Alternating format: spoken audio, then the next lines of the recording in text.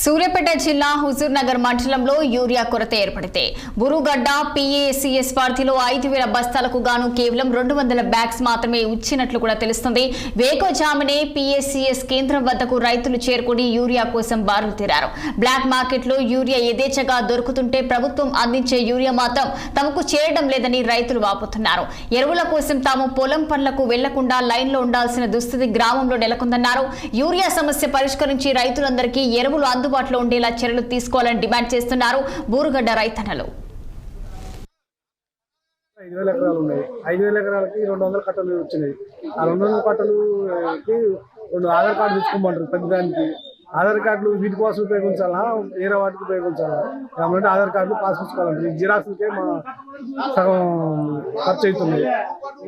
దీనివల్ల మా ప్రభుత్వం ఈ నిర్లక్ష్యం, ఈ పొలాలు ఎండిపోతున్నాయి. పొలాలు నీరే లేక ఖరాబవుతున్నాయి. పెట్టుబడి పెట్టి మొత్తం వేస్ట్ అయిపోతుంది. ఇప్పుడు ఏం చేయాలని ఈ మంత్రులు ఏం చేస్తుంది?